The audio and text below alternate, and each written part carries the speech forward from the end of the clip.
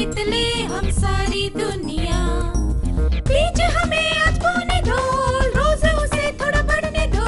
छू लेंगे आकाश हम, मन के विचार हकीकत बने। सिद्धि फल से आनंद देंगे, कोशिश कर बढ़े, सोच बुलंद करे।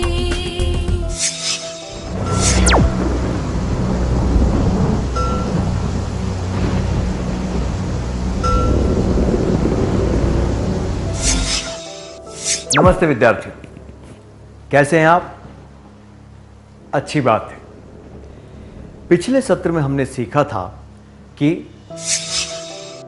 जब किसी व्यक्ति को लगता है कि कोई परिस्थिति प्रतिकूल है और परिस्थिति को स्वीकारने या उसके अनुकूल बनने की योग्यता उसमें नहीं होती, तो ऐसी भावना को आत्मदया कहते हैं। शोक के दरिया में आत्मदया एक भंवर की तरह होती है। साहस के साथ तैरकर उसे पार करना पड़ता है ताकि उस विनाशकारक भंवर में ना फंसें। आत्मदया से कठोर सच का सामना नहीं करना पड़ता और मन को दिलासा मिलता है। आत्मदया के परिणाम: समय, प्रयास और शक्ति की बर्बादी, कड़वाहट, निराशा, कायरता, रिश्ते बिगड़ जाते हैं।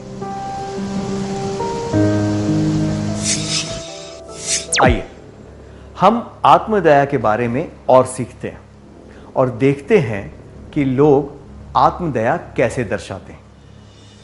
चलिए पहले गीता से शुरुआत करते हैं। गीता को सिरदर्द के दौरे पड़ते हैं। जब भी उसका सिरदर्द होता है, वो बिस्तर में पैर सिकोड़कर लेट जाती है और शिकायत करने लगती है। एक दिन उसकी बहन जया नृत्य के कार्यक्रम में जाने के लिए तैयार हो रही थी और जल्दी में थी। गलती से उसके ब्लाउज पर पानी गिर गया और इस्त्री करने के लिए उसे गीता की मदद चाहिए थी। जया ने कहा, चलो भी, अब इस तरह हंगामा मत करो और एक बच्चे की तरह शिकायत करना बंद कर दो। गीता ने जवाब दिया, क्या तुम्हें पता है मुझे कितना दर्द होता है? और वो अपनी मां से जया की शिकायत करने लगी।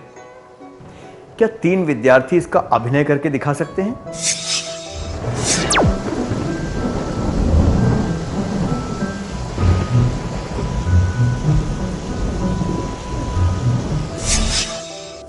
बहुत अच्छा अभिनय था, धन्यवाद।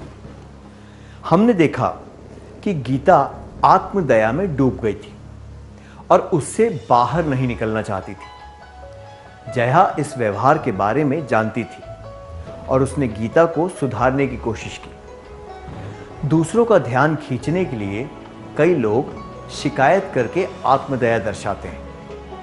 हमने ये भी देखा कि गीता ने जया का इरादा समझे बिना मां से उसकी शिकायत की। उसने बच्चों की तरह जया से बात करने से मना कर दिया। कुछ लोगों की आदत होती है कि वे अप्रिय भावनाओं को बढ़ा चढ़ाकर व्यक्त करते हैं। आत्मदया में ये बातें शामिल हैं: सहानुभूति या सहायता या ध्यान खींचने के लिए शिकायत करना, दूसरों को दोष देना, विरोध और दुश्मनी।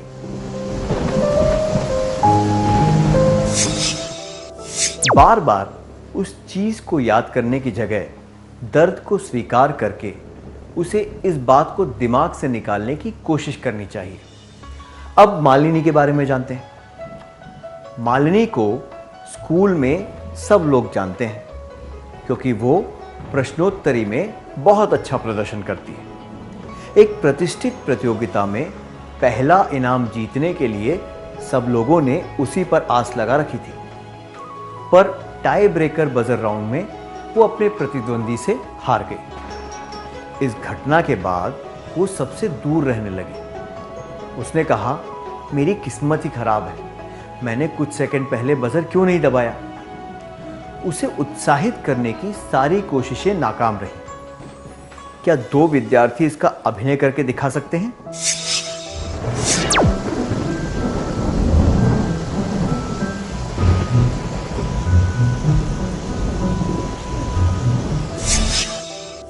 धन्यवाद। समस्या यह है कि मालिनी को अपनी पराजय स्वीकार करने में दिक्कत हो रही है। वो अपने अतीत के बारे में सोचकर इस परिस्थिति का सामना करने की कोशिश कर रही है। कुछ समय के लिए बीती बातें याद करके सोचना कि जरा सी बात की वजह से हार गए, ये स्वाभाविक है। पर लंबे समय तक इस बारे में सोचने से सुकून नहीं मिल सकता। ये दुर्भाग्यपूर्ण है कि वो सच्चाई का सामना नहीं कर पाई। किसी दुर्भाग्यपूर्ण घटना के बारे में बार बार बात करने से उसे बदला नहीं जा सकता। ये आत्मदया दर्शाने का एक तरीका है। मालिनी ये समझ नहीं पाई कि बात को दोहराने से वो कुछ भी बदल नहीं सकती है। आत्मदया में ये बातें शामिल हैं। बार बार किसी दुर्भाग्यपूर्ण घटना के बारे में बात करना। शैला का काम है सब्जियां काटना। कल जब वो सब्जियां काट रही थी तो गलती से उसके बाएं हाथ की उंगली कट गई। चोट ज्यादा गहरी नहीं थी, पर वो बार बार कहती रही कि उसे धमकने वाला दर्द हो रहा है। आज वो सब्जियां नहीं काटना चाहती थी, इसीलिए उसने अपनी मां से कहा, यह दर्द असहनीय है, मैं सब्जियां नहीं काट सकती। आप प्रिया से कह दो कि वो ये काम कर दे। फिर वो सोफे पर लेटकर टीवी देखने लगी। प्रिया ने मुस्कुराते हुए कहा, अगर दर्द असहनीय है तो तुम टीवी के कार्यक्रम का मजा कैसे ले रही हो? आपको क्या लगता है शैला क्या करेगी? 1. सब्जियां काटने लग जाएगी।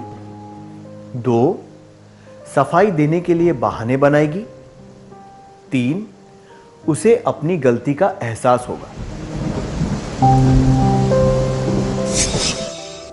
अगर गलतियों का एहसास हो जाना उसके स्वभाव में होता तो अपना काम छोड़कर वो कभी टीवी देखती ही नहीं।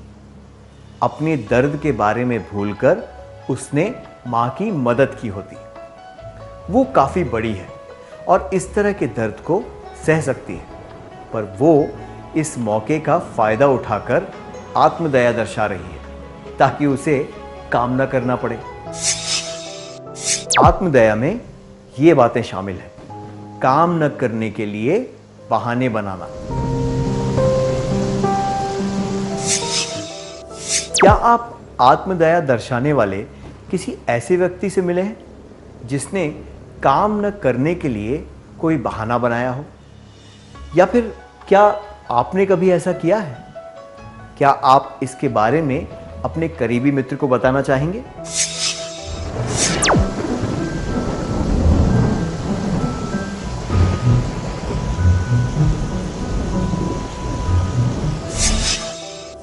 धन्यवाद। अब एक और परिस्थिति पर ध्यान देंगे। रीमा और वीणा बहनें हैं। रीमा बहुत ही मेहनती है। वो सारे काम व्यवस्थित तरीके से करती है, जिससे उसे संतुष्टि मिलती है। वीणा को मौज मस्ती करना पसंद है। वो अच्छी तरह काम कर सकती है, पर मेहनत करने के लिए खुद को प्रेरित नहीं करती। रीमा काफी समय बाद अपना कमरा साफ कर रही थी और उसे बहुत सारा काम करना था। जब वीणा ने उसकी मदद करते हुए चीजों को अलग तरह से जमाया तो रीमा को गुस्सा आ गया। उसने कहा, अगर तुम मदद ही करना चाहती हो तो उस तरह काम क्यों नहीं करती जैसे मैं चाहती हूं? अब मुझे ये फिर से करना पड़ेगा। क्या मेरा काम कभी खत्म नहीं होगा? क्या दो विद्यार्थी अभिनय द्वारा ये बता सकते हैं कि आगे क्या हुआ होगा?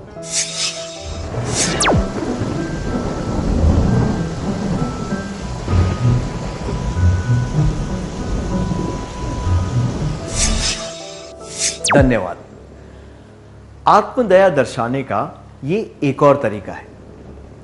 रीमा को परेशानी हो रही है क्योंकि उसका काम करने का तरीका अलग है। जब वीणा ने उसकी मदद की तो उसे स्वीकार कर लेनी चाहिए और गुस्सा नहीं करना चाहिए, ना ही अपनी किस्मत को कोसना चाहिए। ज्यादा परेशानी उसके दृष्टिकोण की वजह से हो रही है। अपनी किस्मत को दोष देने से कुछ भी हासिल नहीं होगा। आत्मदया में ये बातें शामिल हैं: मदद लेने से इनकार करना और जो मदद करना चाहे उस पर गुस्सा करना। चलिए अगली परिस्थिति देखते हैं। खाने का समय था। गोविंद का यह काम था कि वो सभी विद्यार्थियों की नोटबुक लेकर जांचने के लिए क्लास टीचर को दे। उसके पैर में मोच आने की वजह से वो लंगड़ा कर चल रहा था। स्टाफ रूम में नोटबुक रखने के लिए उसे दूसरी बिल्डिंग में जाना था। जब वो छोटी क्लास के छात्र मुकेश से मिला तो बढ़ा चढ़ाकर लंगड़ाने लगा और कराहने लगा। जब मुकेश ने पूछा कि क्या मामला है तो उसने कहा, हाय मेरा पाँव बहुत दर्द कर रहा है, ये नोटबुक लेकर मुझे स्टाफ रूम तक जाना है। मुकेश ने दयापूर्ण नजरों से उसे देखा और कहा कि नोटबुक वो उठा लेगा। क्या दो विद्यार्थी अभिनय करके दिखा सकते हैं कि आगे क्या हुआ होगा?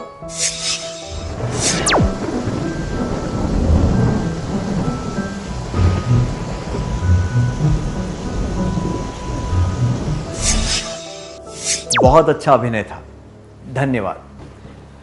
गोविंद के स्वर से साफ पता चल रहा था कि वो आत्मदया दिखाकर जबरदस्ती मुकेश की सहानुभूति पाना चाहता था।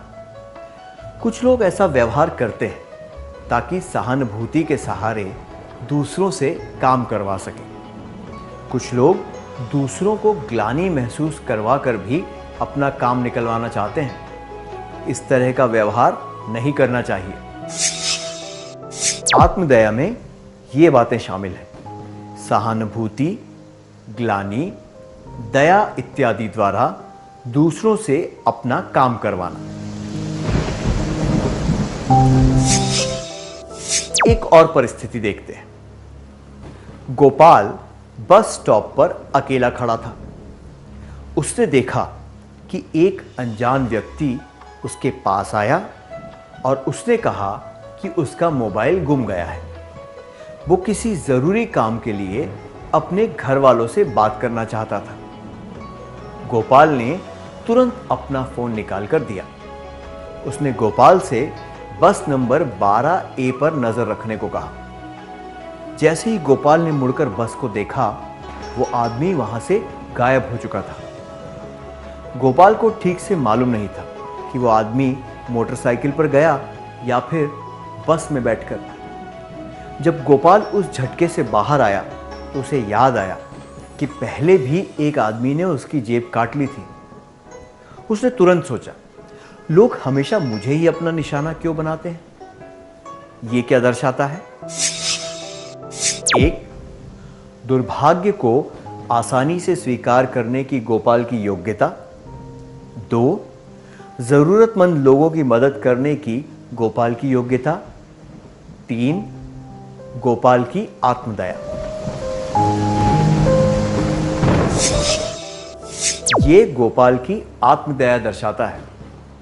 हमें सहानुभूति है कि गोपाल के साथ ऐसे हादसे हुए, पर यह उसकी ही लापरवाही की वजह से हुआ है। उसे अपने तरीके सुधारने चाहिए और दूसरों को दोष नहीं देना चाहिए। भविष्य में उसे ज्यादा सावधानी से काम करना चाहिए, अपने काम की जिम्मेदारी लेनी चाहिए और आत्मदया नहीं दर्शानी चाहिए।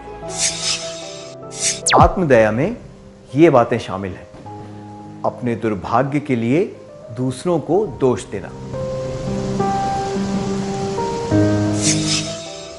आइए अब एक क्रियाकलाप करते हैं।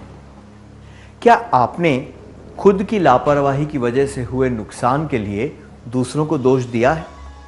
या फिर क्या किसी और की लापरवाही का दोष आपको दिया गया है? क्या आप इसके बारे में अपने करीबी मित्र को बताना चाहेंगे?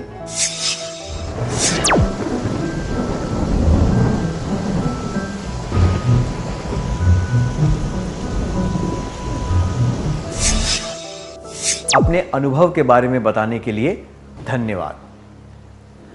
हमने आत्मदया के अलग अलग लक्षणों के बारे में देखा। अब हम इस बात पर ध्यान देंगे कि आत्मदया से बचा कैसे जा सकता है। इस चित्र को देखिए। क्या आप बता सकते हैं कि इस चित्र में आपको क्या समझ आ रहा है?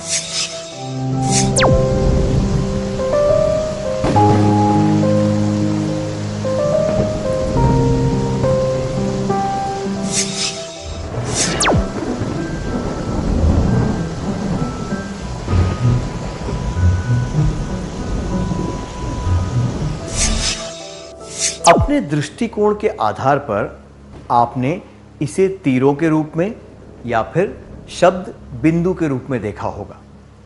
तो एक ही चीज अलग अलग नजरिए से अलग दिखती है। अब अपने सीधे हाथ के अंगूठे को इस तरह उठाइए। अब बाईं आंख को बंद करके अपने अंगूठे को दाहिनी आंख के पास ऐसे लाइए। आपने क्या देखा? आपको केवल अपना अंगूठा बड़े आकार में दिख रहा है ना? अब दाईं आंख को खोले बिना अपने अंगूठे को जितना हो सके उतना दूर ले जाइए, ऐसे। आपने क्या देखा? आपको अंगूठा, उंगलियां और आसपास की चीजें भी दिख रही हैं, है ना? अगर हम अपनी समस्याओं को ज्यादा करीब से देखेंगे तो वे हमें बहुत बड़ी दिखेंगी। हमें लगेगा कि उन्हें हल करना मुश्किल है, पर अगर हम उन्हें खुद से बहुत दूर रखकर देखेंगे तो हमें उनसे उतना डर नहीं लगेगा। तो आत्मदया से बचने के लिए चीजों को अलग नजरिए से देखना चाहिए।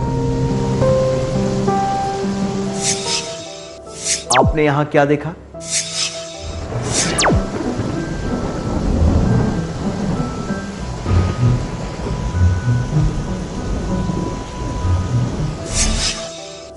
बहुत अच्छा प्रयास था।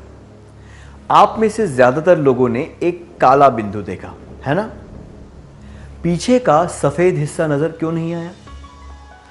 हम चीजों को उसी नजरिए से देखते हैं जिस तरह से हम रोज अन्य चीजों को देखते हैं। हमें गलतियों या धब्बों पर ध्यान देने की आदत होती है। ऐसा करने की जगह हमें सकारात्मक चीजों पर ध्यान देना चाहिए। आत्मदया से बचने के लिए सकारात्मक चीजों पर ध्यान देना चाहिए और आगे बढ़ना चाहिए। अब इस परिस्थिति पर ध्यान दीजिए। बहुत गर्मी है और प्यास बुझाने के लिए आप एक जूस की दुकान पर संतरे का जूस पीने के लिए रुके हैं। उस दुकान पर सारे जूस खत्म हो गए हैं और केवल अनार का जूस मिल रहा है। आप क्या करेंगे? क्या आप केवल संतरे का जूस पीना चाहेंगे या आप अनार का जूस इसलिए नहीं पिएंगे क्योंकि आपने वो कभी नहीं चखा है?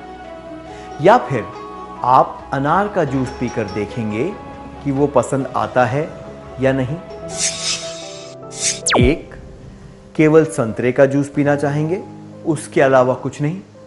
दो, अनार का जूस नहीं पिएंगे क्योंकि वो आपने कभी चखा ही नहीं। तीन, अनार का जूस पीकर देखेंगे कि वो पसंद आता है या नहीं।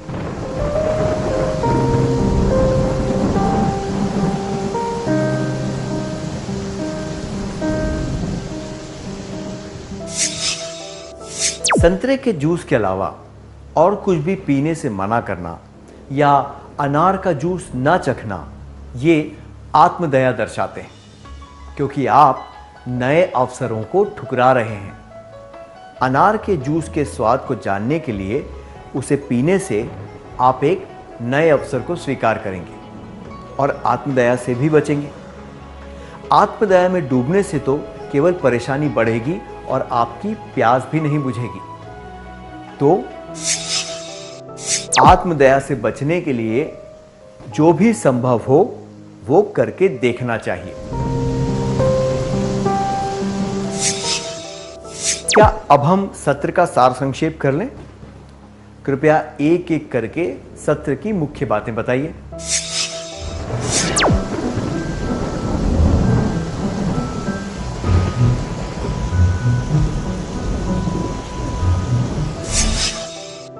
आत्मदया में ये बातें शामिल हैं: शिकायत करना, दोष देना, बहाने बनाना, पुरानी बातों को दोहराना, गुस्सा करना, सहानुभूति पाने की उम्मीद रखना, विरोध और दुश्मनी, परिस्थिति से भागना इत्यादि।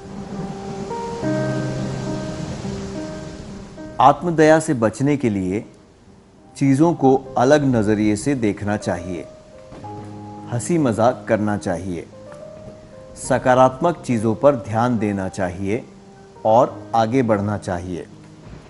जो भी संभव हो वो करके देखना चाहिए। इतनी अच्छी तरह सार संक्षेप करने के लिए धन्यवाद।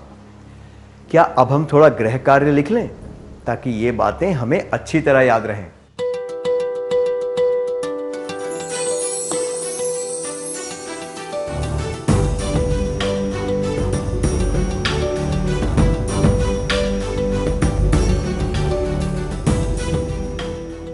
प्रश्न 1, आप विज्ञान की प्रैक्टिकल परीक्षा दे रहे हैं। परीक्षा का विषय चुनने के लिए आपको एक पर्ची उठानी है। आपको सबसे लंबे समय वाला प्रयोग मिला और कुछ विद्यार्थियों का विषय अलग था, इसलिए उन्हें कम समय वाला प्रयोग मिला। अगर आप आत्मदया वाले व्यक्ति नहीं हैं तो आपकी क्या प्रतिक्रिया होगी? उत्तर: 1, मैं सबसे कहूँगा या कहूँगी कि उन्होंने आसान प्रयोग चुन लिए, इसलिए मुझे सबसे लंबा वाला मिला। 2, मैं कहूँगा या कहूँगी समझ नहीं आ रहा कि मुझे ही सबसे लंबा प्रयोग क्यों मिला। 3, मैं कोई भी गलती किए बिना अपने प्रयोग को पूरा करने पर ध्यान दूंगा या ध्यान दूंगी। प्रश्न 2, आपकी क्लास लेज़र के बारे में सीख रही है। जब शिक्षिका ने पूछा कि लेज़र के बारे में एक चार्ट कौन बना सकता है, तो आपने वादा किया कि 2 दिनों में आप कक्षा में वो चार्ट लेकर आएंगे। आपके परिवार में अचानक एक समारोह आयोजित किया गया है जिसमें जाना ज़रूरी है। अगर आप आत्मदया वाले व्यक्ति नहीं हैं तो आप क्या करेंगे?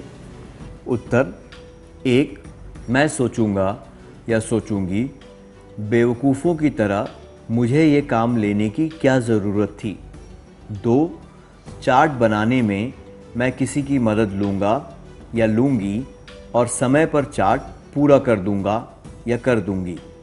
3, मैं सोचूंगा या सोचूंगी क्या मेरी मदद करने वाला कोई नहीं है। प्रश्न 3, शनिवार रात को आप देर से सोने गए और सुबह सिरदर्द के साथ उठे।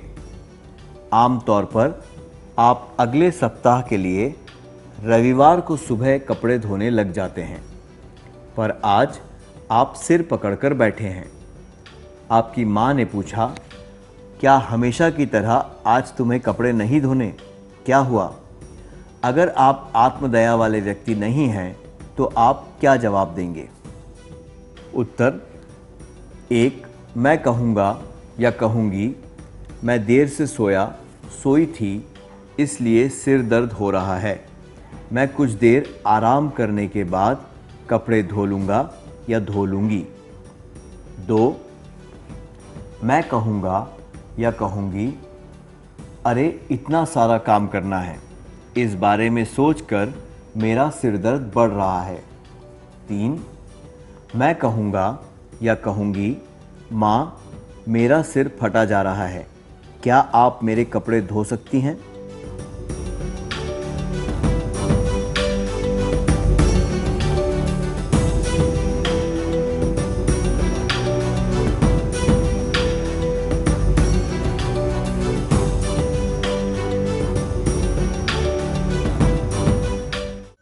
क्या आप अगली बार आने से पहले ये कार्य पूरा करके लाएंगे? तब तक के लिए नमस्ते, हम फिर मिलेंगे।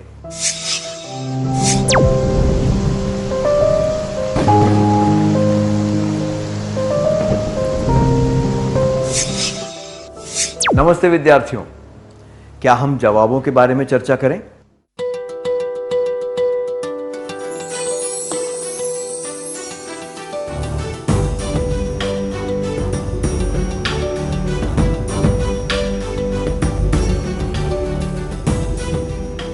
प्रश्न 1, आप विज्ञान की प्रैक्टिकल परीक्षा दे रहे हैं। परीक्षा का विषय चुनने के लिए आपको एक पर्ची उठानी है। आपको सबसे लंबे समय वाला प्रयोग मिला और कुछ विद्यार्थियों का विषय अलग था, इसलिए उन्हें कम समय वाला प्रयोग मिला। अगर आप आत्मदया वाले व्यक्ति नहीं हैं, तो आपकी क्या प्रतिक्रिया होगी? प्रश्न 1 के लिए ये जवाब कि मैं सबसे कहूँगा या कहूँगी उन्होंने आसान प्रयोग चुन लिए इसलिए मुझे सबसे लंबा वाला मिला, अनुचित है। इसमें अपनी किस्मत को बुरा बताते हुए दूसरों को दोष देकर आत्मदया का भाव सामने आ रहा है। ये जवाब कि मैं कहूँगा या कहूँगी समझ नहीं आ रहा कि मुझे ही सबसे लंबा प्रयोग क्यों मिला है, अनुचित है। इसमें भी आत्मदया को चिंता और घबराहट के रूप में बताया गया है, जबकि यह जवाब कि मैं कोई भी गलती किए बिना अपने प्रयोग को पूरा करने पर ध्यान दूंगा या दूंगी उचित है, क्योंकि सकारात्मक बात पर ध्यान देते हुए आत्मदया से बचने का प्रयास किया गया है। आपने कौन सा उत्तर चुना?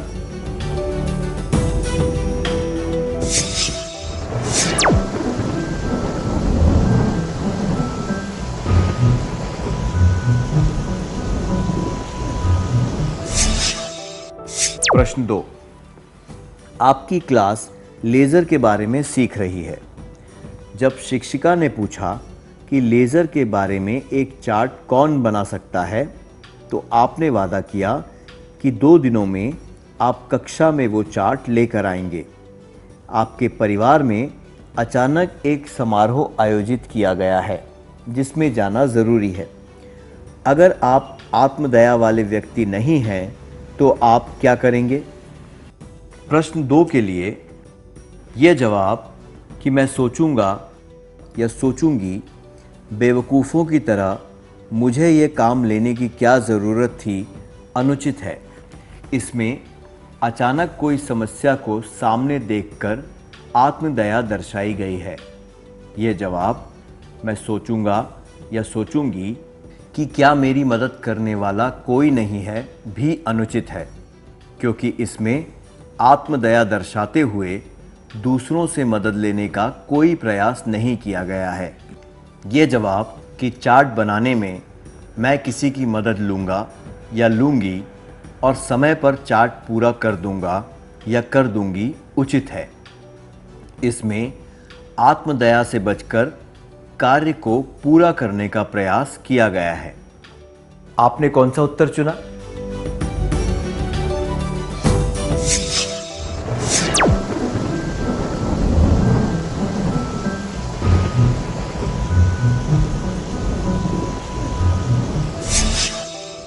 प्रश्न 3, शनिवार रात को आप देर से सोने गए और सुबह सिरदर्द के साथ उठे। आमतौर पर आप अगले सप्ताह के लिए रविवार को सुबह कपड़े धोने लग जाते हैं, पर आज आप सिर पकड़कर बैठे हैं। आपकी माँ ने पूछा, क्या हमेशा की तरह आज तुम्हें कपड़े नहीं धोने, क्या हुआ? अगर आप आत्मदया वाले व्यक्ति नहीं हैं तो आप क्या जवाब देंगे? प्रश्न 3 के लिए ये जवाब कि मैं कहूँगा या कहूँगी, अरे इतना सारा काम करना है, इस बारे में सोचकर मेरा सिर दर्द बढ़ रहा है, अनुचित है, क्योंकि ये आत्मदया दर्शाता है। ये जवाब कि मैं कहूँगा या कहूँगी, माँ मेरा सिर फटा जा रहा है, क्या आप मेरे कपड़े धो सकती हैं, अनुचित है, क्योंकि इसमें आत्मदया दर्शाई गई है, जिससे दूसरों का काम बढ़ रहा है। यह जवाब कि मैं कहूँगा या कहूँगी, मैं देर से सोया या सोई थी, इसलिए सिरदर्द हो रहा है, मैं कुछ देर आराम करने के बाद कपड़े धो लूँगा या धो लूँगी, उचित है। ये दर्शाता है कि आप आत्मदया से बचते हुए परेशानी से बाहर निकलने का प्रयास कर रहे हैं। आपने कौन सा उत्तर चुना?